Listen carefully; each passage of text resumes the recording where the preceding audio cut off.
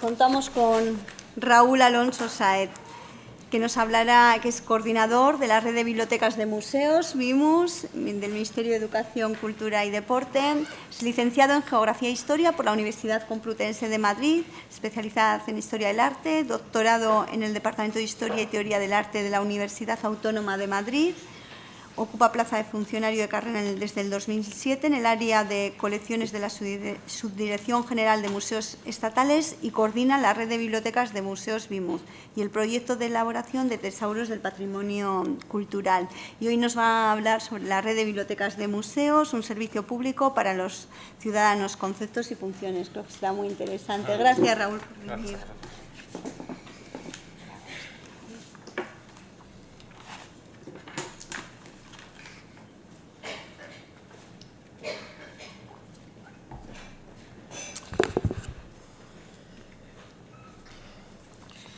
Bueno, pues en primer lugar quiero agradecer tanto a Elena como a todo su equipo haberme invitado a participar en estas jornadas. Quiero agradecer también especialmente a Teresa Martí porque estoy ocupando su puesto de ponencia por unos compromisos familiares absolutamente inexcusables que me obligan a volver a Madrid esta tarde urgentemente, pero como os digo, os lo agradezco a las dos. Cuando hace unos días recibí en el Ministerio el programa en papel que me envió Elena, estuve leyendo la presentación que habíais preparado. Y en el último párrafo, cuando pone lo de en estos encuentros vamos a tener ocasión de reflexionar sobre las estrategias de gestión y comunicación de las bibliotecas especializadas, intentando establecer dinámicas organizativas que permitan optimizar nuestros productos y servicios y crear redes de colaboración con otros centros.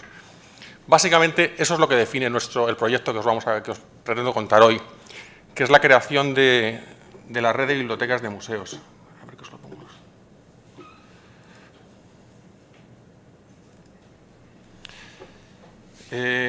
La Red de Bibliotecas de Museos es un proyecto que como cualquier proyecto organizativo organizado por una gran institución, como en este caso es un ministerio, tiene mucho de burocracia, pero tiene también mucho de personas y de crear un proyecto. Yo recuerdo cuando comenzamos que decíamos que los ministerios y muchas veces los museos, las diputaciones, las comunidades están llenas de burócratas, pero a veces hacen falta más poetas. Y yo creo que este proyecto es el resultado de unos burócratas que durante algún tiempo nos creímos poetas y sacamos adelante en marcha este proyecto con los recursos justos, pero con mucha ilusión. Bueno, de la Red de Bibliotecas de Museos ya hay gran cantidad de artículos, textos que quizá conozcáis y si no, pues los podéis encontrar sin ningún problema en la red. Por lo tanto, tampoco me quiero detener demasiado en el desarrollo del proyecto, pero indudablemente y además es necesario que os haga un pequeño recorrido de dónde vinimos y dónde estamos ahora y dónde queremos ir. Por lo tanto, es inevitable que os hable un poquito de cómo comenzamos con este proyecto. La Red de Bibliotecas de Museos, BIMUS, surge como en torno al 2004-2005, porque una serie de profesionales de las bibliotecas y de los museos comenzamos a ver que digamos que estaban muy maltratadas, al menos las que correspondían a la gestión de la Dirección General de Bellas Artes y Bienes Culturales del Ministerio de Cultura, que es, digamos, el núcleo desde el que comenzamos a trabajar en la Red de Bibliotecas de Museos. Como os digo, evidenciamos que la situación era bastante compleja. Los museos estaban muy bien tratados, los fondos museográficos estaban muy valorados, con muchos fondos económicos para trabajar, pero las bibliotecas no era así. En primer lugar, había una terrible escasez de personal técnico. Las bibliotecas casi no tenían personal técnico, solo algunas lo tenían, otras estaban gestionadas por conservadores, otras estaban gestionadas por personal de administración, otras directamente no estaban gestionadas por nadie y cualquiera que llegaba por allí pues hacía cargo de la biblioteca sin tener un criterio establecido especialmente definido ni nada por el estilo. De todas las bibliotecas de los museos de la Dirección General de Bellas Artes, solo 5 contaban con un sistema de gestión, más o menos informatizado. Las demás directamente no tenían sistemas de gestión, tenían sus registros, sus inventarios en formato papel o en documentos de ofimática al uso, pero vamos, no contaban con ningún sistema integrado de gestión. Y por supuesto había una terrible desigualdad de normalización. El concepto de normalización prácticamente era inexistente. Es cierto que algunas bibliotecas sí contaban con él, hacían esfuerzos por intentar normalizar, aunque fuera mínimamente, pero lo cierto es que no había ningún tipo de criterios comunes ni políticas que afectaran, como os digo, a todas las bibliotecas. Esa terrible realidad nos hizo evidenciar una serie de necesidades que tenían las bibliotecas y que teníamos que trabajar para intentar solucionarlos. En primer lugar, era obvio que debíamos mejorar y optimizar los recursos. Contábamos con pocos, pero los pocos que teníamos los teníamos dispersos. Con lo cual, si tenemos poco y lo tenemos en muchas cajas separadas, al final no vale para nada. Con lo cual, la idea era todo juntarlo, intentar, como os digo, optimizar todos esos recursos. Queríamos cambiar los procesos de trabajo. No había ninguna línea ni ningún manual de procedimientos para los procesos de trabajo. Cada biblioteca iba por su cuenta y del mismo modo que si había unas políticas comunes para la gestión de los fondos museográficos, no existían unas políticas comunes para la gestión de los fondos bibliográficos. Por lo tanto, debíamos cambiar los procesos de trabajo. Teníamos que fomentar el trabajo cooperativo, otra cosa inexistente hasta ese momento. Nadie trabajaba en conjunto con la biblioteca de al lado. Eran como reinos de taifas diferenciados cada uno, que nadie trabajaba con el de al lado. Por lo tanto, no sabíamos lo que tenía el de al lado, ni el del de al lado sabía lo que teníamos nosotros. Creíamos que era fundamental crear un catálogo colectivo, algo inexistente hasta ese momento. Un punto único de consulta en el que todos los usuarios pudieran ver en un mismo sitio los fondos de todas las bibliotecas, porque entendíamos que por separado su importancia era relativa, pero todas juntas adquirían una importancia tremenda. Y por último, teníamos que desarrollar políticas comunes. No podíamos hacer nada si no teníamos algún tipo de políticas que nos llevaran hacia un fin similar. En ese sentido, se creó un grupo de trabajo. Un grupo de trabajo formado, en primer lugar, por los técnicos de bibliotecas existentes, por los técnicos que había en las poquitas bibliotecas que tenían personal técnico, por conservadores de museos, como es mi caso, yo no soy bibliotecario, soy conservador de museos, por personal de informática. El personal de la Subdirección General de Informática del Ministerio de Cultura nos prestó apoyo para crear un catálogo colectivo y para dar forma informática a todo ese proyecto. Y con ese grupo de trabajo, bueno, y también con el asesoramiento de técnicos externos que contamos con ellos para pedirles ayuda. Lo primero que hicimos, en base a toda la realidad que os he ido contando hasta ahora, fue evaluar los principales sistemas de gestión bibliotecaria que había en el momento en el mercado. Pensamos que lo más razonable hasta ese momento era utilizar un sistema que ya estuviera implantado. Teníamos la experiencia en fondos museográficos de haber creado un sistema a propósito específico por el Ministerio de Cultura para gestionar los fondos museográficos, que es el sistema de gestión DOMUS. El sistema de gestión DOMUS nos iba muy bien, funcionaba muy bien y sigue funcionando muy bien. Pero tenía un problema, y es que no servía para la catalogación de fondos bibliográficos, que es un problema muy grande. Con lo cual, DOMUS no nos servía. Es decir, el sistema que ya teníamos no nos valía para lo que queríamos. Entonces, no nos queda más remedio, como os digo, que tener que buscar en el mercado un sistema ya existente para poderlo implantar. Después de hacer un análisis exhaustivo de todos los productos que había en el mercado, determinamos que el que más beneficios nos daba era APSISNet. APSISNet consideramos que era un sistema de gestión bibliotecaria que estaba instalado ya en muchas bibliotecas. Algunas de las nuestras ya lo tenía el Reina Sofía, lo tenía el Prado, lo tenían algunas bibliotecas en las versiones locales. Nos posibilitaba hacer un desarrollo modular del sistema, nos posibilitaba parametrizar, hacer una serie de tareas que nos interesaban mucho. Los procesos de migración, nos gustaba los modos que tenían de hacer los procesos de migración de los antiguos catálogos, y optamos por APSISNet. Una vez que teníamos adquirido el producto, tuvimos que parametrizar nuestra nueva base de datos y emprender un enorme trabajo de migración de catálogos. Como os comentaba, la situación de las bibliotecas era muy desigual, desde las que tenían, las que no tenían, las que tenían cuadernos, las que tenían Excel, las que tenían Access, las que tenían APSIS en versiones anteriores, las que tenían un FileMaker, de todo. Pues migramos todos esos catálogos, durante muchos meses estuvimos migrando catálogos en base a la parametrización que habíamos establecido y lo volcamos todo en el nuevo sistema APSISNet. Claro, paralelamente no nos quedaba más remedio que formar al personal y formarlo en función a los perfiles de cada uno.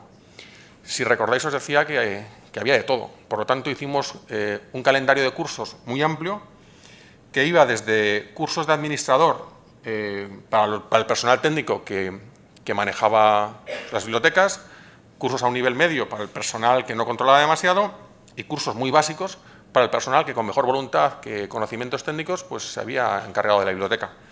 Conseguimos que al menos una o dos personas de cada biblioteca, de cada museo, perdón, vinieran a los cursos. No puedo decir de cada biblioteca porque, como os digo, no en todas las bibliotecas había personal. Pero bueno, hubo personal de museos que se hizo cargo de este asunto y recibió la formación correspondiente. Este ha sido uno de los pilares de la red de bibliotecas de museos desde que comenzamos hasta el día de hoy. Seguimos apostando por la formación del personal porque entendemos que sin esa formación es imposible que podamos hacer nada, porque, como os digo, la realidad es la que es y nos gustaría estar llenos de bibliotecarios, pero lamentablemente no los tenemos, no tenemos tantos como nos gustaría. Con lo cual, como os digo, comenzamos entonces y seguimos todavía dando cursos. Algunos de ellos no solamente los dimos para el personal de la red de bibliotecas de museos, sino que por el interés que tenían, en algunos casos los abrimos al personal de servicios de museos de las comunidades autónomas, a bibliotecas de museos de fuera de la red de bibliotecas, como por ejemplo algunos que veis aquí. Este curso de catalogación y gestión de fondos bibliográficos para profesionales de museos se incluyó dentro del plan de cursos de formación del Ministerio de Educación y Cultura y Deporte y se abrió a las comunidades autónomas y vino mucha gente de comunidades autónomas a participar en ese curso. O más recientemente, la jornada de formación Web 2.0, oportunidades para las bibliotecas en relación con los usuarios y las fuentes de información, que lo realizamos en colaboración con la Facultad de Ciencias de la Documentación de la Universidad Complutense de Madrid, con lo cual abríamos un nuevo camino, que era establecer todo tipo de lazos y conexiones con otras instituciones y con otros organismos. Establecimos una unión con la Universidad Complutense de Madrid, que continuamos trabajando con ella y que está dando unos resultados maravillosos. Porque, como os digo, éramos conscientes que el trabajo cooperativo era básico, no solamente entre las bibliotecas de nuestros museos, sino entre otras instituciones, lo cual, como os digo, era fundamental. Y bueno, todo lo que os he contado en 10 minutos fueron 5 años de trabajo.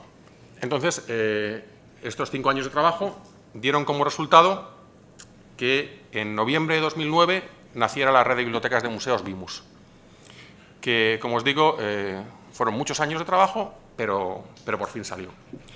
Esa web que veis ahí, bimus.mcu.es, es la que seguimos teniendo a día de hoy y es desde la que se accede a todos los contenidos de nuestra red de bibliotecas.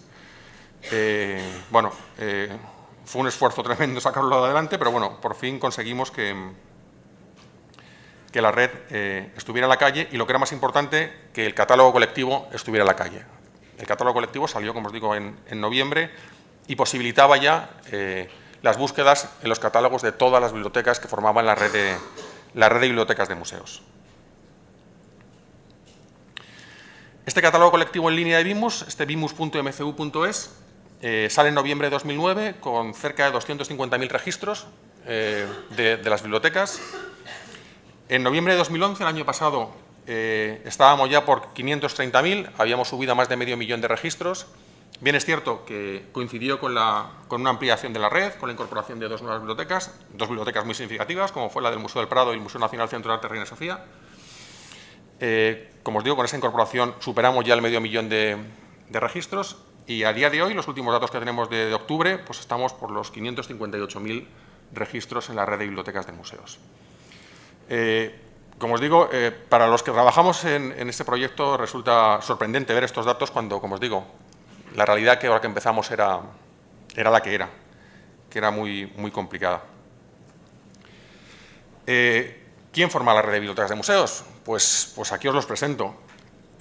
Somos 19 bibliotecas los que estamos en este proyecto, de toda la geografía española, el Museo Arqueológico Nacional, el Museo Nacional y Centro de Investigación de Altamira, el Museo Nacional de Arqueología Subacuática Arcua de Cartagena, el Museo del Traje, Centro de Investigación de Patrimonio Etnológico de Madrid, el Museo Nacional de Artes Decorativas, el Museo Nacional de Cerámica y Artes Suntuarias de Valencia, el Museo Nacional de Escultura de Valladolid, el Museo del Greco de Toledo, el Casa Cervantes también de Valladolid, el Nacional de Arte Romano de Mérida, el Museo Sefardí de Toledo, el Sorolla, el Nacional de Antropología, el Cerralbo, el Nacional del Romanticismo, el Museo de América, el Museo Nacional del Teatro de Almagro, el Museo de Reina Sofía y el Museo Nacional del Prado. Estos 19 museos, como os digo, son los que forman a día de hoy la red de bibliotecas de museos. Hay, digamos, 3 núcleos, por llamar de algún modo.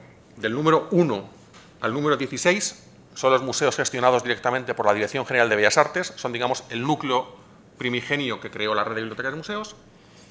El 17, que es el Museo Nacional de Teatro, está gestionado también por el Ministerio de Cultura, pero por el Instituto Nacional de las Artes Escénicas de la Música, por el INAEM. Y el 18 y el 19, el Museo Nacional Centro de Arte Reina Sofía y el Museo Nacional del Prado son organismos que tienen autonomía y que se gestionan de un modo autónomo. Pero bueno, todos, como os digo, formamos la red de bibliotecas de museos, digamos que las 3 fases de crecimiento que hemos ido teniendo. Y aquí os presento, de un modo también muy sintético, porque no me quiero extender demasiado, bueno, pues uno de los principales resultados de este trabajo, que es la creación del catálogo colectivo, que es que son algunos pantallazos que os he traído para que lo veáis. Pretendíamos que el catálogo colectivo fuera extraordinariamente sencillo, fácil de manejar, enormemente limpio, que cualquier usuario lo pudiera utilizar, y pensábamos que era un recurso muy útil, no solamente para el personal técnico de los museos, sino también para cualquier investigador, estudiante, persona interesada que quisiera consultar los fondos de las bibliotecas de los museos, que, como os digo, evidenciábamos que eran unos grandes desconocidos. El catálogo, claro, nos proporciona lo que nosotros queríamos. En primer lugar, que todas las bibliotecas guarden su autonomía, es decir, los catálogos de cada una de las bibliotecas siguen funcionando de un modo autónomo, pero a la vez podemos buscar en todas ellas, mediante esta interfaz que tenemos aquí. Podemos buscar cualquier tipo de registro en cualquier biblioteca, como os digo, o en todas ellas a la vez. A la vez, ofrecemos una serie de enlaces a catálogos de otras bibliotecas de museos españoles importantes y enlaces a catálogos internacionales que creemos que también pueden ayudar a nuestros usuarios. Bueno, el funcionamiento, como os digo, es sencillo, haces cualquier búsqueda, te recupera el registro, búsquedas avanzadas, búsquedas sencillas. No me voy a detener en eso porque de sobra todos los que estamos aquí conocemos el funcionamiento de ese tipo de herramientas. Pero, como os digo, intentamos primar siempre en todo momento la limpieza y la facilidad y la usabilidad de nuestras herramientas. Al poquito de sacar el catálogo colectivo nos dimos cuenta que, claro, que había una gran necesidad, y era que no teníamos una biblioteca digital asociada al catálogo colectivo. Es decir, teníamos acceso a los registros, pero no teníamos acceso a la visualización de las digitalizaciones de nuestros fondos. Entonces, ahondando en la línea de trabajo que ya estábamos estableciendo de colaboración con otras instituciones, vimos que en el Ministerio de Cultura también, la Subdirección General de Coordinación Bibliotecaria, desde hacía ya bastante tiempo, estaba trabajando en un proyecto paralelo al nuestro, que era la creación de la Biblioteca Digital de Patrimonio Bibliográfico. Un proyecto enormemente ambicioso en el que estaban digitalizando cientos y cientos de volúmenes de bibliotecas por toda España. Entonces pensamos que ese proyecto podía dialogar con el nuestro. Entonces, del mismo modo que se estaban digitalizando fondos de un montón de bibliotecas, podían digitalizar también fondos de las bibliotecas de los museos y crear de ese modo una biblioteca digital de museo que fuera paralela a la red de bibliotecas de museos y que se pudieran cruzar los datos.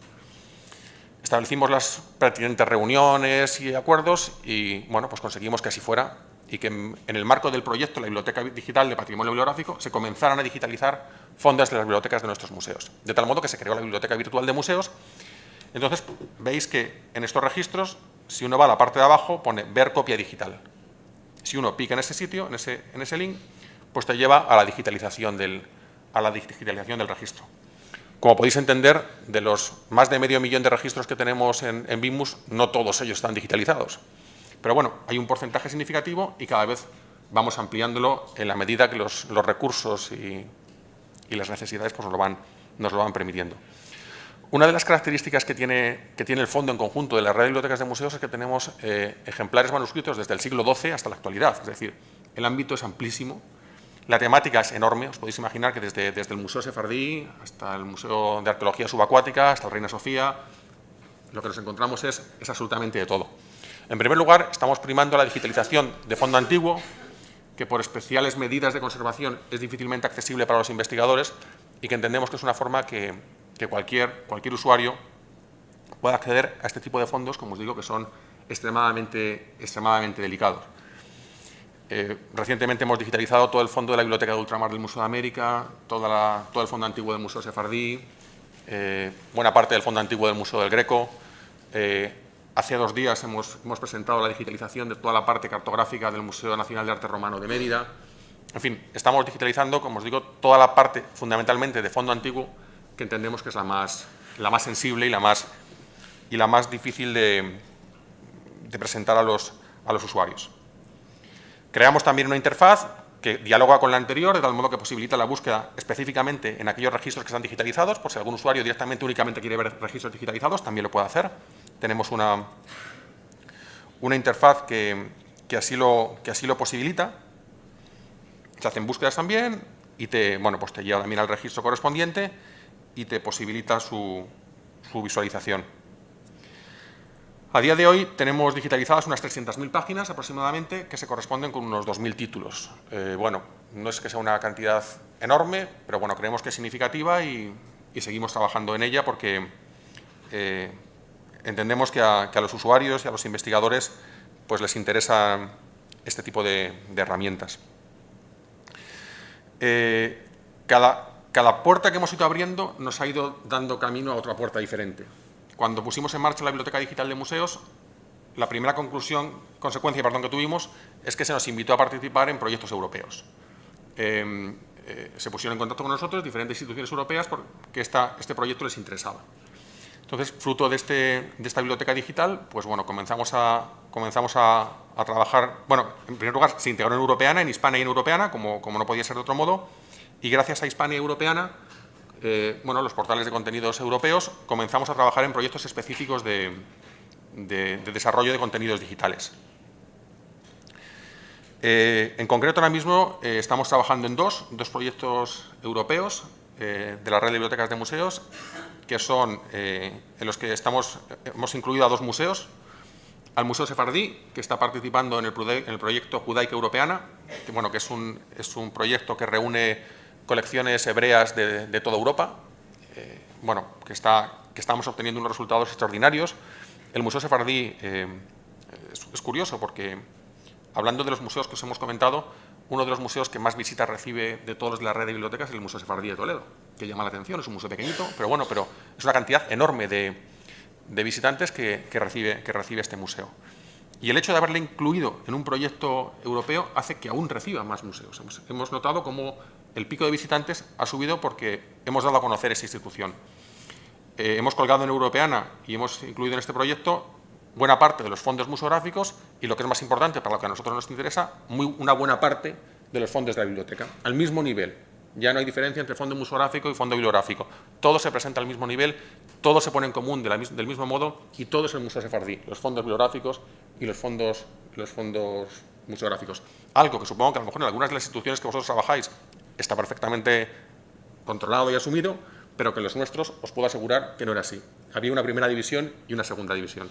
Y estamos consiguiendo que ambas se vayan igualando. El segundo proyecto internacional que estamos trabajando está un poquito más en pañales, es el proyecto Europeana Fashion. Es un proyecto en el que trabajan muchas instituciones, entre ellas está el Museo del Traje, con sus colecciones de moda, y ha pasado igual que ocurrió con el Museo Sefardí. Hemos presentado al mismo nivel los fondos museográficos y los fondos bibliográficos.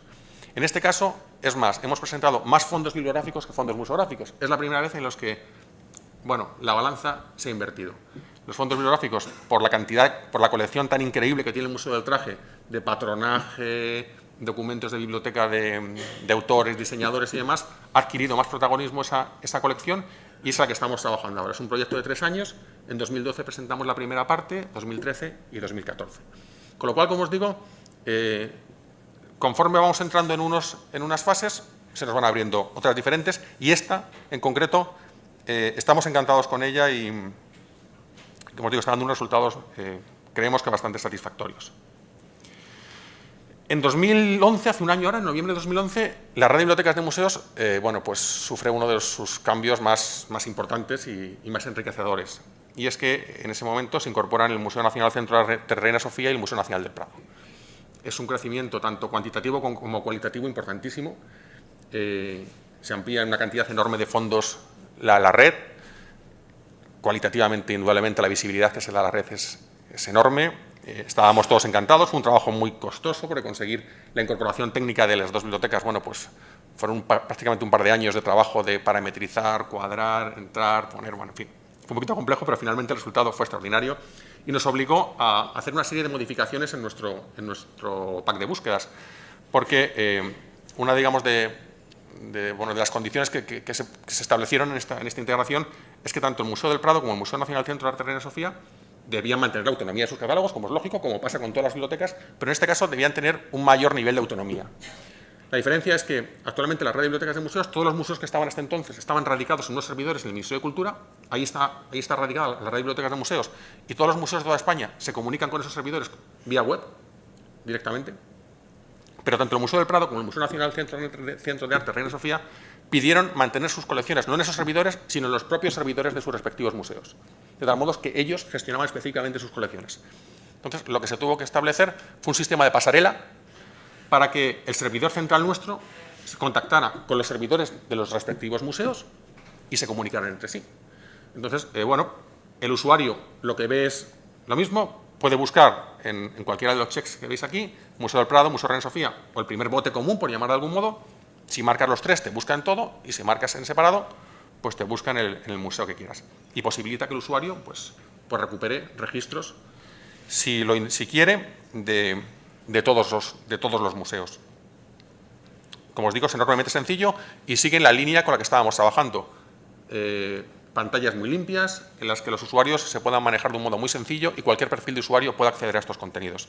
Se marca el check correspondiente, te lleva a un buscador al uso sin mayores dificultades, realizas tu búsqueda y te recupera los registros en función de dónde están. Te dice si están en el antiguo bloque de museos de la red de bibliotecas de museos, en el Museo del Prado, en el Museo Reina Sofía, y directamente pues, visualizas luego los registros correspondientes y te deriva al... esta diapositiva creo que está... No, sí. Y te deriva al registro correspondiente en la biblioteca que sea. En la información de ejemplares te indica en qué museo está. Si está en el Museo del Traje, si está en Cartagena, si está en Altamira, si está en el Reina Sofía, si está en el Prado o si está donde sea. Este proyecto de incorporación del Prado y del Reina implicó también un enorme trabajo por parte de los respectivos museos para adaptar sus catálogos también a las especificaciones que la red de bibliotecas de museos también, de cierto modo, pues, requería.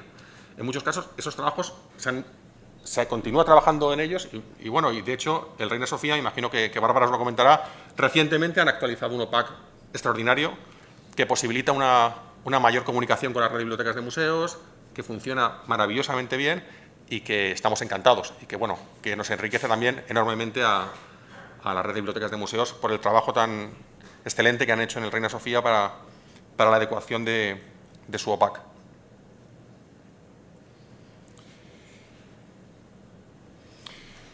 Paralelamente al desarrollo de todas estas líneas de trabajo más técnicas, digamos, de desarrollo de OPAC, de integración de catálogos, de migraciones y demás, hicimos otro trabajo que nosotros denominábamos calidad de la información, que significaba incluir cada vez más registros tanto catalogados como digitalizados en las bibliotecas y cada vez de mejor calidad.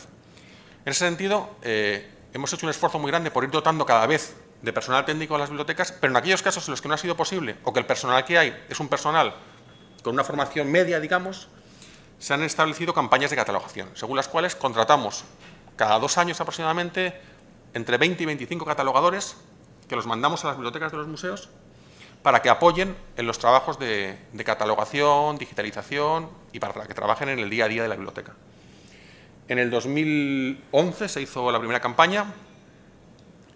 Fruto de aquella campaña se ampliaron bastante el número de registros que había en las bibliotecas. Se hizo mediante la contratación externa a una empresa, un concurso público en el que se contrató una empresa para esta campaña de catalogación y, sobre todo, aparte de catalogar, se hizo un enorme trabajo de depuración. Os podéis imaginar que en el momento que cruzamos datos, la cantidad de duplicados y demás que aparecieron fue enorme. Entonces, aparte del trabajo hacia los bibliotecarios, se hace un trabajo muy grande en estas campañas de catalogación. A día de hoy, por ejemplo, tenemos ya depurado y corregido todo el fondo antiguo hasta el siglo XVII. Estamos trabajando ahora con el XVIII y con el XIX, pero hasta el XVII está depurado entero. Lo cual, bueno, pues ha sido un trabajo, como os podéis imaginar, complejo, pero bueno, a día de hoy lo tenemos ya más o menos listo eso. Y luego después un trabajo que también hemos hecho, sobre todo en la línea de la optimización de recursos, es que hemos enlazado digitalizaciones propias y externas. ¿Qué quiere decir lo de externas? Cuando comenzamos a digitalizar fondos para la biblioteca virtual, una de las condiciones que se nos pusieron es que en ningún caso podíamos digitalizar ningún fondo que estuviera digitalizado por esa institución. Nunca. Salvo casos, lógicamente, que sean ejemplares únicos y el ejemplar que está digitalizado por la biblioteca de enfrente no es exactamente el mismo que tenemos nosotros. Pero en caso de que estén digitalizados por otros, nunca lo podemos digitalizar. Ese requisito es indiscutible. Entonces, ¿qué ocurre? Si no podemos digitalizar las que están digitalizadas por otros, lo que tenemos que hacer es enlazar nuestros registros con las digitalizaciones del vecino, es obvio. Entonces, hemos hecho un trabajo muy grande de enlazar y localizar todas las digitalizaciones hechas por otras instituciones, universidades, etcétera, de tal modo que desde nuestra red de bibliotecas de museos enlazamos con esas digitalizaciones. De tal modo que a coste cero, desde nuestros registros, el usuario puede enlazar con esas otras instituciones y ver las digitalizaciones que otras instituciones han hecho de nuestros registros. Es una forma de ser honestos. No nos han dejado digitalizar esos libros, pero al usuario se los ofrecemos también. Y no estamos duplicando recursos, que en el tiempo en el que estamos pues tampoco tiene mucha lógica. Si una institución ha hecho el esfuerzo de digitalizar un registro, nosotros no vamos a gastar un céntimo en digitalizarlo. Directamente lo enlazamos y punto. Fruto de estos enlaces externos, hemos enlazado miles de obras. Es sorprendente la cantidad de recursos que ya están digitalizados que enriquecen enormemente el trabajo de todos nosotros. Lo que sí implican es un trabajo de tiempo, de mucho tiempo. De localización, identificación, buscar dónde están todos esos registros, en muchos casos ponerse en contacto con las respectivas instituciones, intentar buscar nexos de unión con ellos y utilizar sus registros digitalizados y engancharlos con nuestra red de bibliotecas. Consideramos que eso también es calidad de la información, porque nosotros no tenemos medios para digitalizar más, como os digo, tenemos que digitalizar esas 300.000 páginas aproximadamente que tenemos, seguimos trabajando, pero realmente al usuario le ofrecemos más del doble, porque el resto, las otras 300.000 diferentes, directamente las hemos enganchado en registros de otras bibliotecas, que es una medida que yo creo que es muy recomendable y que animo a todos los que trabajéis en redes que lo tengáis en cuenta, porque se ahorran muchos recursos y el resultado que se da al ciudadano al final es muy bueno. También dentro de estas políticas de calidad de información hemos hecho un tratamiento especial a obras de extraordinario interés. Dentro de las obras que hemos digitalizado en los museos hay algunas que son realmente extraordinarias y como tal creíamos que requerían un tratamiento especial. Os he traído un ejemplo aquí, pero tenemos otras muchas. El año pasado digitalizamos las obras completas de Jenofonte que se encuentran en el Museo del Greco. Ediciones de las obras completas de Jenofonte hay miles, pero ediciones de las obras completas de Jenofonte con exlibris y comentarios a mano del propio Greco solo hay una, que son las que están en el Museo del Greco.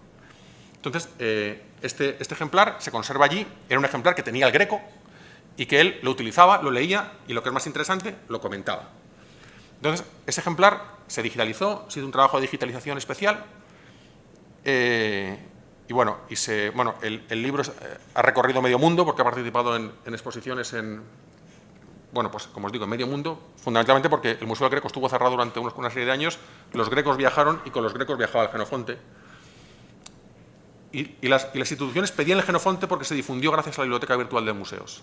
Muchas instituciones no sabían de la existencia de esta edición del Jenofonte comentada por el Greco y gracias a la difusión que hicimos de ella, las instituciones nos lo pedían para exponerlo. Nos sorprendió muchísimo el eco mediático que tuvo, porque del mismo modo que nosotros hacemos notas de prensa de casi todo, y algunas te las sacan, algunas no, algunas te las sacan en portada y algunas te las sacan así de chiquitinas, cuando digitalizamos el Greco y sacamos las notas de prensa, salió hasta los informativos de Telecinco. Algo que nos sorprendió, que los medios generalistas hicieran tanto eco de esta noticia. Salió en medios especializados, salió en todas partes, y como os digo, en el telediario de Telecinco salió que habíamos digitalizado las obras completas de Jenofonte, lo cual fue para nosotros una gran alegría, y como os digo, se difundió enormemente una obra de extraordinario interés. Del mismo modo que hemos hecho este tratamiento con otros registros que consideramos que son absolutamente extraordinarios y que, para que os hagáis una idea, las obras completas de Jenofonte estaban cerradas, metidas en el Museo del Greco, junto con otro montón de revistas, otro montón de libros, y pasaban totalmente desapercibidas. Con lo cual, con esto, estamos enriqueciendo el patrimonio también, porque lo estamos difundiendo y lo estamos dando a conocer. Porque, como os digo, estaba guardado y nadie lo sabía que estaba ahí. O sea, el personal del museo, pero ahí estaba cerrado, olvidado. Otra línea de trabajo enormemente importante para nosotros es la difusión pública de todos estos contenidos. No tiene sentido hacer todo esto si al final no llegamos al ciudadano.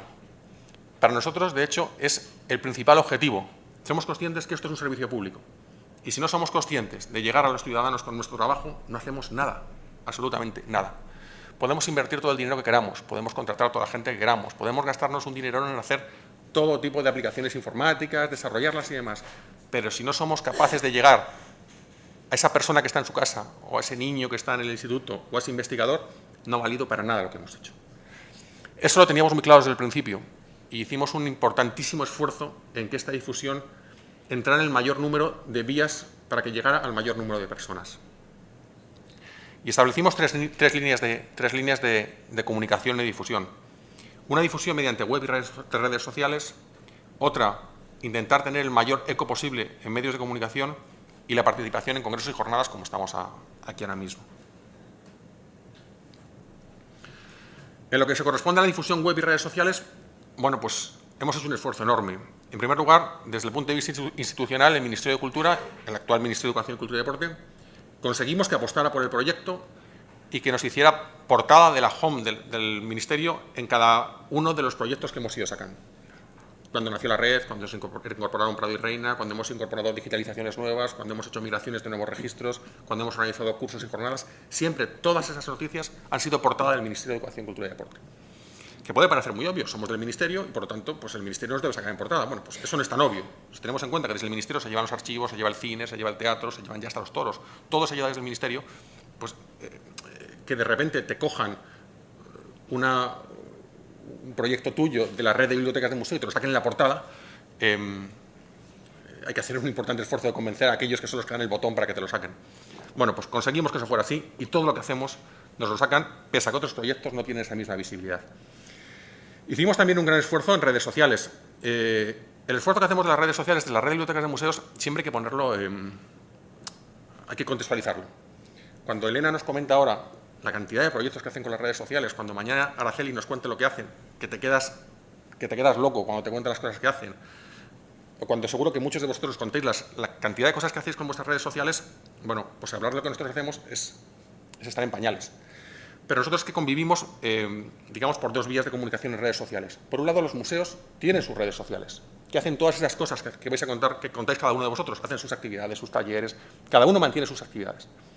Pero paralelamente tenemos unas redes sociales colectivas de todos nosotros, en las que lo que hacemos son difundir aquellas actividades colectivas y aquellos puntos de unión colectivos de toda la red.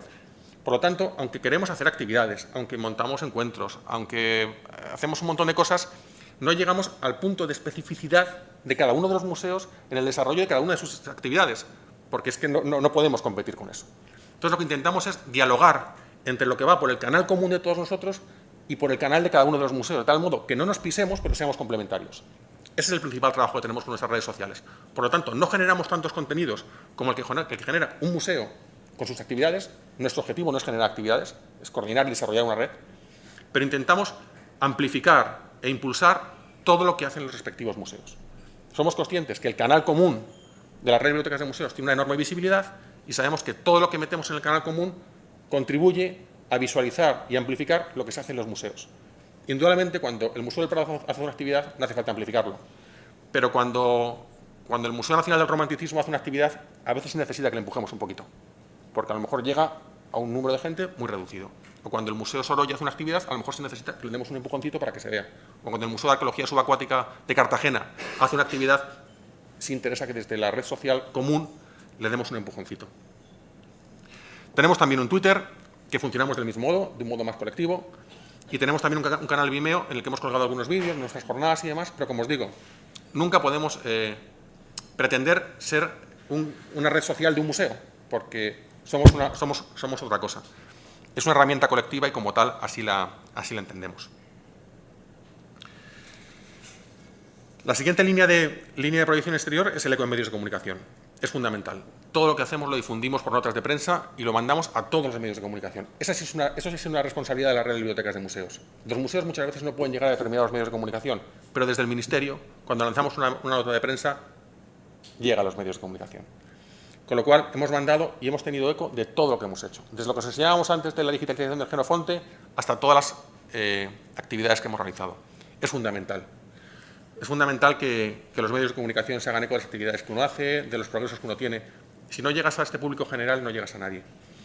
Pero no solamente los medios especializados, que esos más o menos hacen eco de lo que haces. Lo interesante es cuando Europa Press te saca una nota de prensa y al día siguiente sale en El País. Eso es realmente lo que da eco y lo que hace que lo que estás haciendo llegue a todo el mundo. Y como os digo, apostamos fuerte por esta línea y trabajamos muy duro por llegar a estos medios de comunicación de carácter general. Después participamos en congresos y encuentros. Creemos que la tercera pata, digamos, del banco, como este encuentro en el que estamos aquí. Os he puesto aquí algunos de los que hemos participado, pero participamos en todos los que podemos. No solamente yo como coordinador, sino los bibliotecarios, todo el personal que trabajamos en la coordinación de la red. Intentamos participar, si no uno u otro, que vayamos al mayor número posible de encuentros. Los de la IFLA, LIBER, los congresos de ANABAD, los cursos que organizan las universidades, el curso de documentación de la Universidad de Málaga, ACESABID. Organizamos las jornadas de bibliotecas de museos, de las que os hablaré ahora. Estamos participando, como es lógico, aquí en Artium. Y vamos a participar en diciembre en las jornadas de bibliotecas y museos del Comité de Centros de Documentación de Lima, Perú. Queremos abrir nexos de unión con las bibliotecas hispanoparlantes. En todos estos años hemos recibido mucha comunicación de museos iberoamericanos que están muy interesados en participar, en colaborar con nosotros y en que nosotros colaboremos con ellos. Hemos hecho algunos avances, pero no hemos llegado a materializarlo. Y una de las líneas de trabajo futura, precisamente, es tirar por ahí. Entendemos que la red de bibliotecas de museos tiene que enlazar con las bibliotecas de museos hispanohablantes. Y precisamente por eso vamos a participar en diciembre. Yo mismo voy a participar en estas jornadas con los compañeros de Lima. Bueno, no sabemos a dónde va a llegar esto, no sabemos si esto puede materializarse en algo, si esto no va a llegar a nada, pero al menos queremos intentarlo. Y queremos ver si podemos dar ese salto en el charco, ese salto virtual, para que los compañeros de Iberoamérica y nosotros podamos cruzar información y queremos que nos podamos enriquecer por las dos orillas. Puede ser un trabajo enormemente enriquecedor y queremos apostar por él. Dentro de esta línea os indicaba que el año pasado fuimos organizadores de las primeras jornadas de bibliotecas de museos. Era la primera vez en la que nosotros éramos organizadores de unas jornadas de estas características. Queríamos hacer unas jornadas de referencia, queríamos realmente posicionarnos realmente no solamente como una red de bibliotecas de museos, sino como un elemento generador de actividades y que genera actividad para otros. Fue, en cierto modo, la puesta de largo de la red de bibliotecas de museos. Se celebró el año pasado, en noviembre del 2011, en el auditorio del Museo del Traje, uno de los museos integrantes de la red. Articulamos las jornadas en torno a tres ejes temáticos: bibliotecas de museos hacia un nuevo modelo, las redes de bibliotecas de museos y luego todo el tema de nuevos medios, nuevos públicos, web, bibliotecas virtuales y demás. Fue enormemente enriquecedor. Creemos que casi todo el mundo que tenía algo que decir relativo a bibliotecas de museos, pues en esos 3 días pasó por allí, o muchas de las personas que tenían algo que decir pasaron por allí. Aprendimos mucho, intercambiamos mucho, tuvimos oportunidad de compartir, de ver los problemas que tienen los compañeros de enfrente, nosotros, ponerlos todos en torno a una mesa. Tuvimos la oportunidad también de traer ponentes internacionales que nos contaron también la realidad que tienen en otros países, la situación en la que viven, algunas maravillosas, algunas con muchos problemas. Y como os digo, creemos que un importante logro para todos nosotros, del cual salimos muy satisfechos. Fueron casi 200 profesionales los que vinieron a las jornadas, con 20 y tantos ponentes, venidos de toda la geografía, del extranjero, y conseguimos una cosa muy importante, porque cuando dijimos a los responsables del Ministerio que queríamos organizar unas jornadas de bibliotecas de museos a gran escala, nos dijeron: perfecto, podéis organizar lo que queráis, pero a coste cero. Y dijimos: bueno, pues intentaremos hacerlo a coste cero. Y conseguimos una política de patrocinios con empresas que fueron las que financiaron todas las jornadas, lo cual era la primera vez que organizábamos una política de patrocinios para un evento de estas características, y el resultado fue maravilloso. Con el cual conseguimos lo que nuestros jefes nos pidieron: que hiciéramos unas jornadas, que trajéramos a los mejores ponentes que había en todas partes, que trajéramos al mayor número de personas, que tuviéramos un enorme eco en medios de comunicación, que publicáramos unas actas, que invitáramos a todo el mundo a comer y a beber y a dormir, y que no nos costara un duro.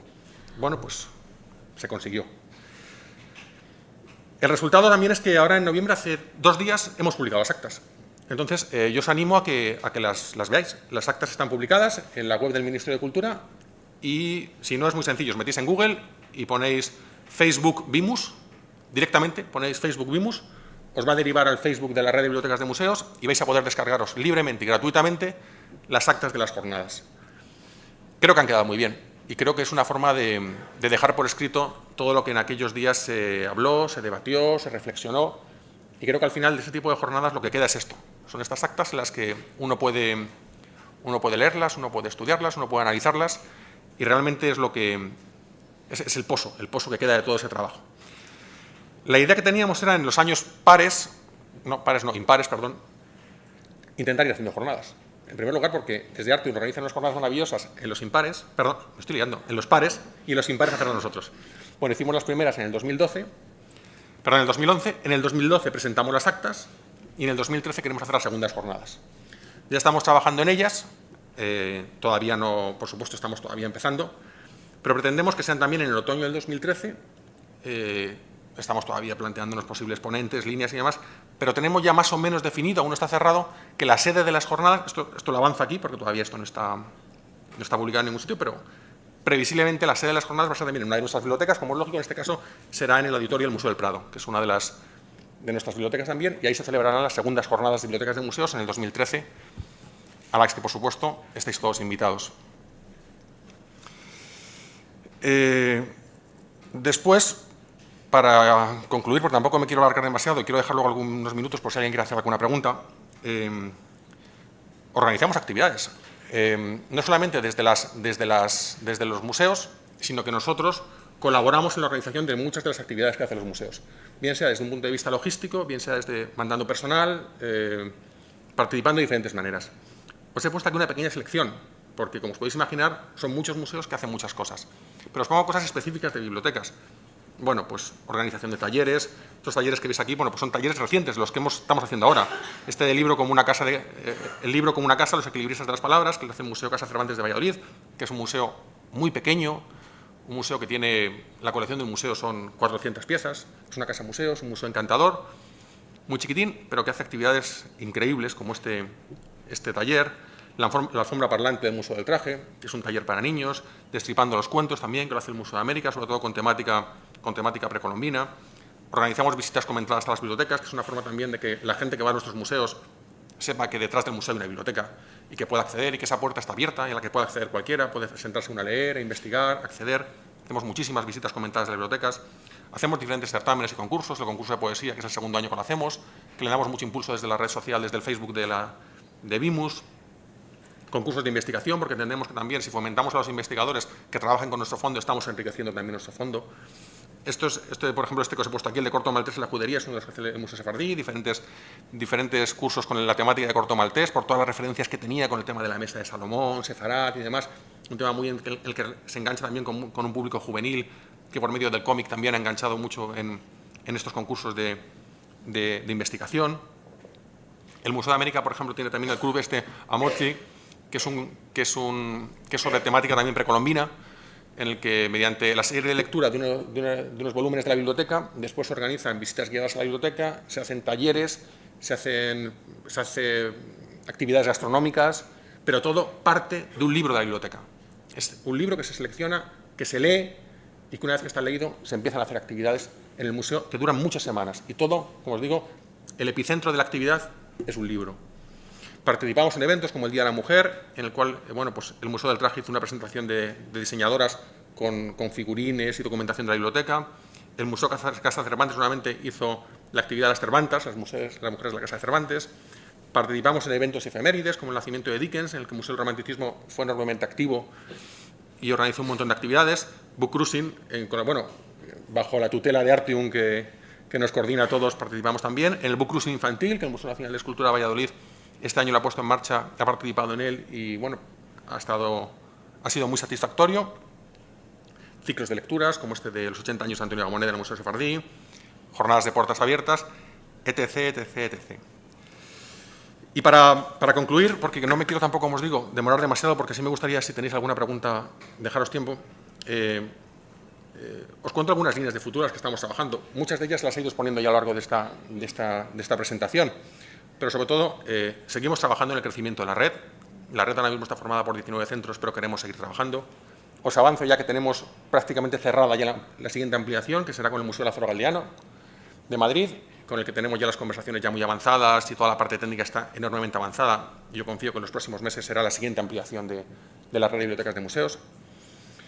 Queremos incorporar nuevas funcionalidades en nuestros buscadores, bibliotecas digitales y demás, que con el uso, como es lógico, como nos pasa a todos, vamos encontrando carencias que tienen nuestras herramientas y queremos siempre ir puliendo. Continuamos trabajando con las campañas de digitalización de fondos en colaboración con otras unidades del Ministerio, con las campañas de catalogación de fondos en las bibliotecas, enormemente costosas, pero que haciendo un increíble esfuerzo las vamos sacando adelante. trabajamos, como os digo, también con un montón de políticas cooperativas, con universidades, otros centros y demás, de tal modo que acogemos también personal de otras instituciones también para que trabajen con nosotros. Estamos trabajando también enormemente en el establecimiento de herramientas para la incorporación de museos ajenos al Ministerio de Educación, Cultura y Deporte. Esa es una de las grandes carencias que tenemos. Ahora mismo todos los museos que forman la red de bibliotecas de museos a día de hoy son del Ministerio de Educación, Cultura y Deporte. Pero queremos que eso obviamente no sea así. Queremos que los siguientes pasos que sean para museos de otras redes, de comunidades autónomas, de otras instituciones, de otras titularidades, museos privados, que puedan incorporarse también a la red de bibliotecas de museos. Para eso hay una parte administrativa relativamente salvable y luego hay una parte técnica de que todos aquellos museos que tengan apsis no van a tener demasiados problemas técnicos, pero todos aquellos museos que no tengan apsis tienen que hacer un proceso de migración de datos. El Museo Lázaro Galdiano nos está sirviendo para eso. No tiene APSISNet y estamos trabajando con ellos para que un museo no APSISNet se integre a la red de bibliotecas de museos.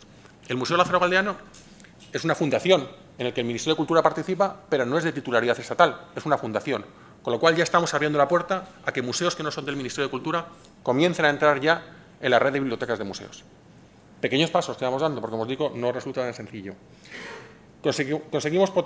Seguimos trabajando en la potenciación del trabajo en redes sociales, colectivos y demás, que nos están dando unos resultados maravillosos. Como os digo, nunca como lo hace un museo, con otra línea, pero que nos está dando buen resultado. Y, por supuesto, la participación en proyectos internacionales. Antes os hablaba, las líneas de trabajo que estamos abriendo hacia Iberoamérica, porque entendemos que es una línea básica para una red de bibliotecas de museos hispanoparlante, pero también estamos mirando hacia Europa. Los proyectos que os he contado antes, de los proyectos diferentes de Europeana, Fashion Europeana, Judaica Europeana, estamos intentando participar en Art Libraries. Bueno, llevamos algún tiempo con ese asunto, se atranca, va para adelante, va para atrás. Bueno, pero yo confío que próximamente podamos también formar parte de Art Libraries. Y básicamente esas son las líneas en las que estamos trabajando. Si recordáis, cuando comenzaba esta presentación os decía que, bueno, que el desarrollo de este proyecto, aparte de programas informáticos, contrataciones, pliegos y demás, tenía una parte también muy romántica, muy de poeta, o sea, muy de creer en algo. Al final todos estos proyectos son personas que creen en ellos. Y en el Museo Sefardí hay un texto en la biblioteca que dice que pese a todas las complicaciones que nos vayamos encontrando, si crees en un proyecto, al final el proyecto sale adelante. Y me gusta terminar con un texto, como os digo, de una publicación que tenemos en el Sefardí. Son dos líneas que dicen que hay personas que transforman el sol en una simple mancha amarilla, pero hay también quienes hacen de una simple amarilla el propio sol. Entonces, bueno, pues yo creo que como conclusión espero que os haya sido útil y, bueno, pues muchas gracias. Si tenéis alguna pregunta, pues estoy a vuestra disposición.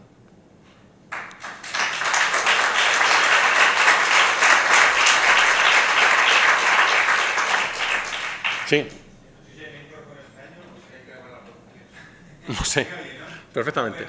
Me ha interesado mucho todo esto. Es que en el González del Museo Teita, me interesa también por la puerta abierta a sacarles al final, Sí. que otras fundaciones, museos que no sean de titularidad del Ministerio de Cultura puedan integrarse en este proyecto, porque durante toda la exposición he estado pensando eso, que yo también trabajé en el Ministerio de Cultura un par de años y digo, red de bibliotecas de museos. No, red de bibliotecas de museos. Estatales. Estatales. Sí. El mismo, no quiero decir error, pero la misma práctica un poco ocurre en la comunidad foral. Hay una red de bibliotecas de museos que son las de titularidad. Es la paradoja, por ejemplo, que la biblioteca que más títulos tiene de su cultura en la comunidad foral de Navarra es la biblioteca del Museo Teita, que curiosamente no está en esa red. Muy bien es de abrir la puerta. Pero al hilo de eso, de abrir la puerta también, y desde el principio, dos reflexiones. Me sorprendía que desde un principio, ahora sí me bajo, sí, que desde un principio hubieseis desestimado la herramienta Domus para la gestión y para este proyecto. ¿Por qué? Bueno, Domus tiene un módulo de gestión de la colección, un módulo de gestión de archivo, otro de gestión de biblioteca y uno de gestión administrativa. Esa era la aspiración originaria, como tú como conservador muy bien sabes, del Domus.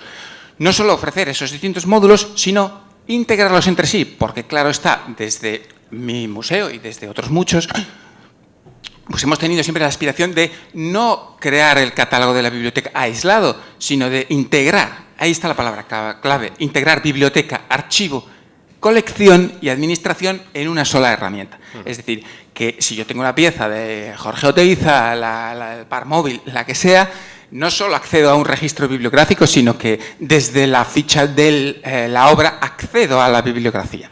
Y eso era un proyecto que siempre vimos, sobre todo desde museos pequeños y desde los años en que yo llevo trabajando en un museo pequeño, vimos con interés. Claro, esto me sorprende por un lado, ¿no? El hecho de que se desestimara de esa manera, porque ofrece todas esas ventajas. Los museos pequeños, lógicamente, tienen el problema que tú sabes y que muchas veces desde un ministerio no se ve. Es el problema de escala para acometer proyectos de otra entidad. Es decir, que el ministerio o la consejería de una comunidad autónoma deben ser no solamente quienes lleven a cabo este tipo de proyectos fenomenales y perfectamente hechos, sino quienes vean un paso más allá y digan, cuidado, que después de integrar los museos del Ministerio de Cultura tenemos que pensar en los demás, porque si no perderíamos una riqueza extraordinaria de bibliotecas, de casas museo, de fundaciones, etcétera, etcétera. Esto es obvio, pero no sé si siempre se ve. Y al hilo de esto también me sorprendía que, siendo Domus una herramienta de titularidad del Ministerio de Cultura, es decir, no de software propietario, aunque tiene unos costes importantes de migración y de adaptación para quienes no parten de cero, sobre todo, si hubiese optado por una herramienta como es la de Apsis. Bueno, tengo la impresión de que en este país se ha ido comprando Apsis tras Apsis tras Apsis un poco por inercia. Incluso tengo la sospecha de que en alguna consejería están arrepentidos de haberse casado con Apsis, pero bueno, fue una buena solución para su momento y nos casamos con Apsis en ese momento. Bien. Quienes simpatizan con el software propietario, lógicamente, y yo desde mi museo he llegado a la conclusión, yo diría, no es el momento, ni estoy en la entidad como para acometer un proyecto de software propietario, pero sí lo ha hecho la Junta de Andalucía, sí lo ha hecho la Junta de Extremadura. Caramba, quizá habría tenido que ser el Ministerio de Cultura quien acometiera este tipo de proyectos desde una perspectiva de software abierto. Porque lógicamente, en ese sentido, pues podríamos haber abierto un poco la perspectiva a toda una serie de fundaciones, etcétera, que no se plantean tener Apsis o que no les compensa tener Apsis. Entonces, son esas tres cuestiones un poco, por recapitular y perdonar por esta pregunta, que no es tan pregunta, sino reflexión tan larga. Un poco, las fundaciones y museos existen y hay que pensar en ellos. Domus ofrecía toda esa integración, ¿por qué se ha renunciado a ella?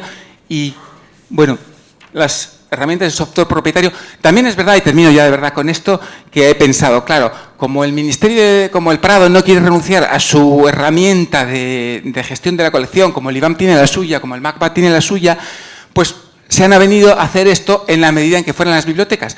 Pero, mira, tú eres conservador y quienes estamos aquí venimos del mundo de la documentación, muchas veces hemos bromeado como diciendo, tú vienes de archivos, tú vienes de bibliotecas, yo vengo de documentación, no tenemos nada que ver. La idea de este proyecto me da un poco la idea de que se persiste en esa idea de aislar a las bibliotecas en ese sentido. Bueno, voy a intentar responderte porque son muchas cosas. Bueno, la primera, la puerta a las fundaciones, lo he dicho. La siguiente que entra es la Fundación Lázaro Galdiano. O sea, estamos ya trabajando para que la siguiente incorporación sea de un museo que no forma parte directamente del Ministerio de Cultura. Estamos trabajando ya en ello y estamos ya con eso. Con respecto a Domus, ahí la respuesta es mucho más compleja. Vamos a ver, Domus, cuando se crea Domus empieza a trabajarse en el año 96. Se comienza a implantar en torno al 2000-2001. Estamos hablando de un programa que tiene ya, trabajándose con él 12 años. Diseñándose 15 o 16. Domus se diseña efectivamente como un programa de gestión integral de las colecciones de los museos, que abarcaba fondos museográficos, fondos documentales y fondos de cualquier tipo, su gestión administrativa, gestión de taquilla, gestión de cafetería, gestión de tienda, todo se podía hacer con Domus. Eso sobre el papel. ¿Cuál es la realidad? Que se ha trabajado muchísimo durante estos años en el desarrollo de los fondos de gestión en los módulos de gestión de fondos museográficos y no tanto en los módulos de gestión de fondos de biblioteca y fondos de archivo. ¿Qué ocurre? Que a día de hoy tenemos un programa totalmente desequilibrado. Un programa en el que tiene una enorme cantidad de módulos para la gestión de los fondos museográficos, pero que todos esos módulos no sirven para completar todas las necesidades que un bibliotecario quiere para la gestión de su biblioteca. A día de hoy no sirve. El módulo de fondos bibliográficos vale para incluir aquellas bibliografías relacionadas con aquellos fondos que están metidos en Domus. De tal modo que si tú tienes catalogada esta botella, todos los fondos bibliográficos relacionados con esta botella los puedes meter en Domus, pero no puedes gestionar tu biblioteca. A día de hoy Domus no te deja. La tecnología de Domus es una tecnología cliente-servidor. ¿Qué significa? Cada museo tiene un servidor, tiene instalado su Domus, pero los museos entre sí no se comunican. Yo trabajo con mi Domus, tú trabajas con tu Domus, tú trabajas con tu Domus y tú con el tuyo, pero yo no veo lo que tú haces ni tú ves lo que hago yo. Periódicamente, cada 2 o 3 días, se hacen unas copias de seguridad, se meten en unos servidores comunes y todos vemos lo que hay, pero no en tiempo real, en unas copias de seguridad que se hacen cada ciertos días. A día de hoy, como os digo, Domus es cliente-servidor, no es tecnología web. A día de hoy. Los bibliotecarios bajo ningún concepto querían eso. No querían trabajar en un concepto cliente-servidor, querían trabajar en tecnología web. Domus no lo permite. Por lo tanto, Domus para eso no valía. La experiencia de Domus y los costes que se han hecho en ese software libre desarrollado por el Ministerio son muchísimo más altos que un software comercial. Muchísimos más altos. Porque muchas veces la idea de que yo desarrollo mi programa, es gratis y no cuesta nada, eso es mentira. Cuesta muchísimo más. Y esa idea de que hago una gran inversión y luego con el paso del tiempo la rentabilizo, tampoco ha sido cierta. Porque el mantenimiento de Domus es carísimo. Conclusión, desarrollar una aplicación y mantenerla durante los años es muy costoso. Y tiene problemas que los bibliotecarios no aceptaban. Con lo cual, tenemos una aplicación que a día de hoy, para la gestión de fondos museográficos, es muy útil, pero que no vale para las bibliotecas. Conclusión, como la red de bibliotecas de museos y su gestión mediante APSIS cada vez tiene un mayor protagonismo, hemos conseguido algo increíble. Y es que desde Domus se empiezan a hacer cambios para pasar de una tecnología cliente-servidor a una tecnología web. ¿Qué significa eso? En el momento que Domus, que estamos trabajando ya, porque el área de colecciones de la Subdirección General de Museos Estatales, que es donde yo pertenezco, en nuestras mesas trabajamos con la red de bibliotecas del museo, pero es que los compañeros que llevan Domus son los compañeros que se sientan en la mesa del lado. O sea, yo los compañeros de Domus los tengo como de aquí a ahí. O sea, trabajamos juntos. Esa gente está trabajando ya para hacer un salto a una plataforma web. En el momento que se haga el salto tecnológico y Domus esté en tecnología web, en ese momento Domus dialogará con Vimus. Domus dialogará con la red de bibliotecas de museos. Entonces, no somos nosotros los que nos tenemos que cambiar, es Domus el que se tiene que cambiar. Y ya está trabajando. Y no es porque nosotros seamos más listos que los que llevan Domus, es porque Domus tiene 15 años. Entonces, tiene muchas cosas que aún no están adaptadas. Cuando Domus se creó, la tecnología cliente-servidor era la que primaba, no había otra. Ahora mismo es inconcebible montar una red con una tecnología cliente-servidor. Debe ser siempre tecnología web. En el momento que Domus tenga dado ese salto, que ya se está trabajando en él, para que tenga una tecnología web, en ese momento es prioritario que la información de la red de bibliotecas y la información de Domus se cruce. Y ya están informados los responsables de Vimus y los responsables de Domus. Y ya estamos trabajando para eso. ¿Cuándo va a ser posible? Pues nos gustaría que fuera posible mañana. Pero indudablemente esto implica una inversión económica alta, muy alta. Porque pese a que las aplicaciones informáticas sean compradas a una empresa o las desarrollemos nosotros, son siempre muy caras. Teníamos planificado que en los próximos 2 años esta integración pudiera ser real. Yo eso no lo puedo ahora mismo avanzar, porque yo cada día que me siento en mi mesa tengo un recorte nuevo. Entonces no sé yo si dentro de 2 años realmente esta integración va a ser real. Quizá no va a ser real esta integración dentro de 2 años. Pero lo que sí puedo anunciar claramente es que estamos trabajando para que sea así. Somos los primeros que somos conscientes que es absurdo que la red de bibliotecas vaya por un lado y los fondos museográficos vayan por otro. Es totalmente absurdo y además es injustificable. Pero sí se puede entender si hablas de la historia de ambas bases de datos. Cómo está hoy y cómo la otra llega como está hoy. Entonces Domus ahora mismo no posibilita cruzarse con Vimus, pero se cruzará. Y es que es un camino inevitable. Tienden a cruzarse, deben cruzarse. Pero va más allá. No solamente queremos que sea así. Queremos que las bases de datos que gestionen los archivos de las bibliotecas, que si las bibliotecas son, los archivos de los museos, que si las bibliotecas son el hermano pobre, los archivos son el hermano tercermundista.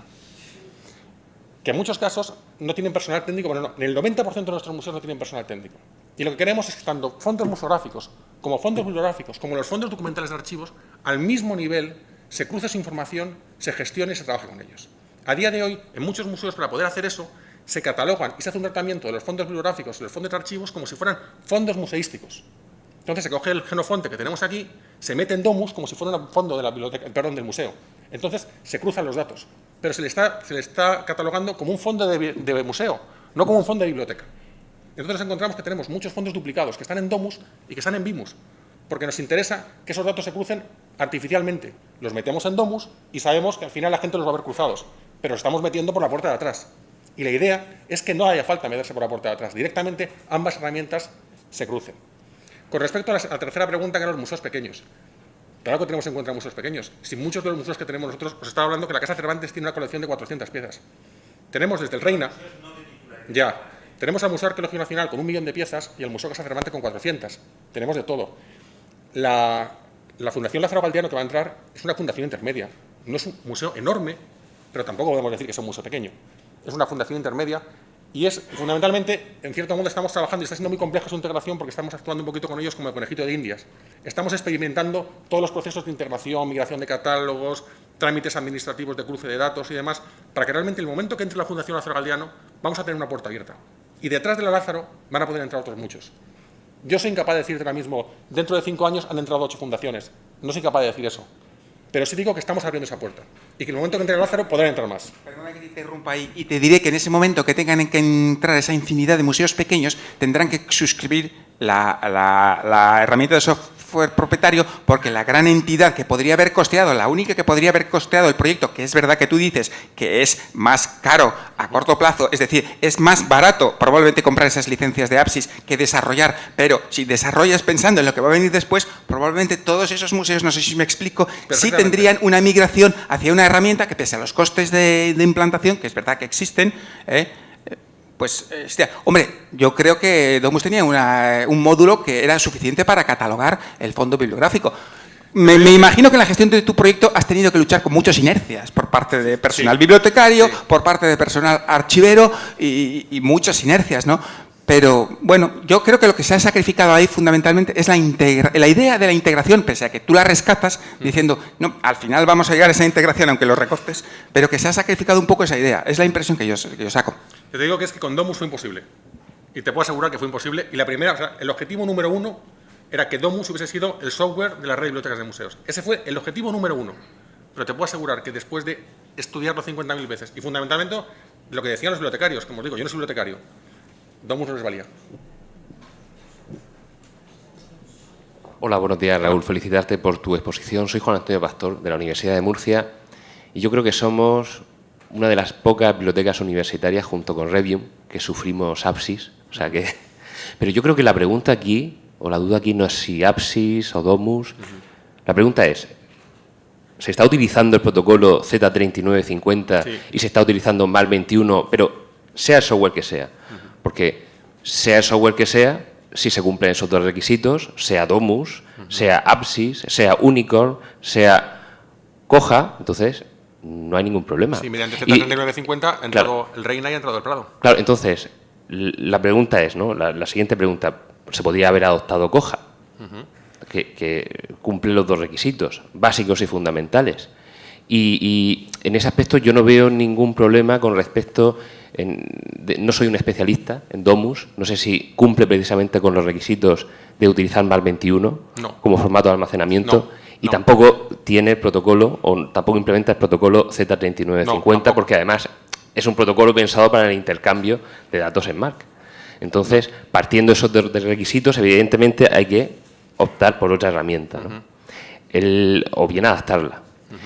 Entonces, la siguiente pregunta es, ¿por qué decidisteis Apsis y no optasteis por una herramienta que, bueno, a lo mejor en el momento, tal vez me esté respondiendo a mí mismo, a lo mejor en el momento en el que iniciasteis este proyecto no estaba tan desarrollada y tan extendida como ahora, como es Coja, ¿no? O bien claro, tan controvertida versión Kobli, ¿no? Sí, hay que contextualizar todo en el momento que se hace.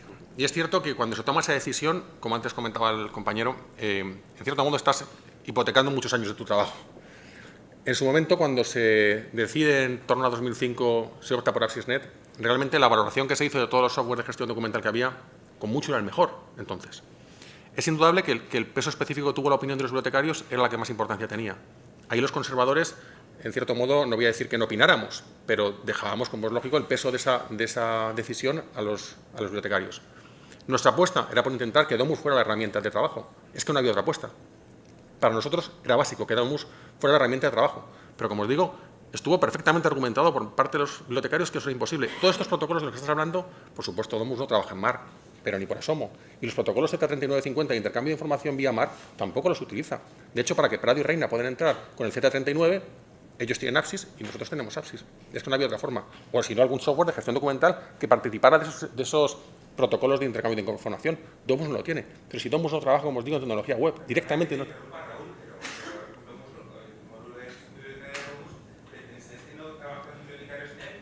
Sí. El manual de Domus. Claro. ¿Ves cómo la correspondencia de todos los campos tiene su correspondencia perfecta con el formato MARC? No recuerdo ya si es el MARC 21, si es el IberMARC o cuál es. Vamos a ver, es que pero el, sí el existen. Domus que hay ahora es la última versión que está actualizada después de la creación de la red de bibliotecas de museos, porque cada vez se intenta más ir ya encaminándonos a esa integración que va a tener Domus con la red de bibliotecas de museos, porque ya estamos trabajando en esa integración y los módulos de bibliotecas que ahora mismo tiene Domus cada vez dialogan más o intentan dialogar más, porque todavía no dialogan con las redes de bibliotecas, porque a día de hoy no dialogan. Es así de claro, no posibilitan dialogar, no participan de un protocolo Z39, no participan de esos protocolos. Por lo tanto, a día de hoy, Domus no dialoga con los software de gestión de bibliotecas, no lo hace. Te lo digo así de claro, no lo hace.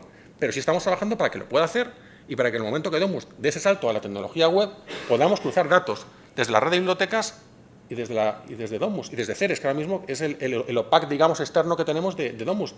Ceres y Vimus se crucen. Estamos trabajando en ello. Pero ya te digo, cuando se crearon ambos proyectos, era imposible que dialogaran. Así de claro os lo digo. No, es que no hay más, no podían dialogar. Entonces no pudo ser y no pudo ser. Es más, como os digo, es que a día de hoy ni siquiera, no voy a reiterar lo que ya he dicho, es que ni siquiera trabaja Domus en tecnología web, es que no comparte información Domus. Hay que ir físicamente, copiar en un disco los datos y copiarlos en un servidor para ponerlos todos juntos. No se intercambia la información de Domus en tiempo real ni en ningún tiempo. No se intercambia la información de Domus. Directamente se copia en un disco físico, se lleva a un servidor, se copian todos los discos de todos los museos, se meten juntitos y se ven. Ceres, los datos que veis en Ceres, en la página del Ministerio de Cultura, no son datos reales, son datos de copias de seguridad. O sea, los museos están trabajando 3 meses por delante de lo que estáis viendo ahí. Esto es como cuando ves una estrella a años luz. La luz que ves no es la luz real, es una luz que se emitió hace no sé cuántos mil años. Pero la luz que ves en Ceres es una luz que se emitió hace 2 meses. La luz real de Ceres no es la que tienes aquí porque no tienes la última copia de seguridad. En cambio, en Vimus tú te metes en Apsysnet o en cualquier OPAC y lo que tú ves es lo real. Es lo que en ese momento los bibliotecarios están trabajando, porque es una tecnología web. Si un bibliotecario te pone un registro, tú un minuto después en el OPAC lo estás viendo. O como mucho 24 horas después lo estás viendo. Pero si tú ves en Ceres, hay una recatalogación de un fondo, previsiblemente hasta dentro de un mes no lo vas a ver. Porque no hay una actualización real. Tiene que ir un técnico, copiar un disquito, traerlo al servidor, instalarlo y la siguiente actualización se cuelga. No dialogan. ¿Qué es un grave problema que tenemos? Gravísimo. Pero que estamos trabajando en solucionarlo, también os lo digo. Ahora mismo, yo sé que esto de mal de muchos no es consuelo de nadie, pero lamentablemente es un mal que está muy extendido.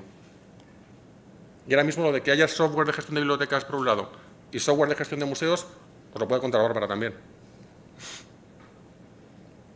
Y os lo puede contar Javier en el Museo del Prado, que estuvo aquí también hace un par de años. Y lamentablemente es un mal muy extendido. Pero bueno, pero estamos trabajando para que esto no sea así. Hola. Hola, Argelia. Bueno, a mí también me ha encantado, la verdad, la presentación. Aparte que lo había conocido, pero como veo que ha crecido tanto, la verdad ha sido muy impresionante. Yo lo que te quería preguntar es si crees que es viable que también compartamos lo que son suscripciones a revistas a texto completo, bases de datos como Arindex. Eso sería muy interesante. Sí, dentro de esas políticas comunes también estamos ahí. O sea, estamos trabajando ya con ese compartir suscripciones a revistas. De hecho, en las bibliotecas nuestras ya se trabaja así, ya se comparten suscripciones. O sea que sí. ¿Y no ponen ninguna pega ni los que son los distribuidores de las revistas? Vamos a ver, lo que ocurre es que hay que hacer negociaciones directamente desde un punto de vista colectivo. Lo que no puedes hacer es que si negocias por un lado Artium, negocia por otro lado Musac, a lo mejor hay problemas, pero si la Junta en este caso no es vuestro caso, pero si la Junta de Castilla y León hace una negociación con una distribuidora de revistas para todos sus museos, generalmente sí se llegan a puntos de acuerdo con las distribuidoras. Sí. No suele presentar demasiados problemas.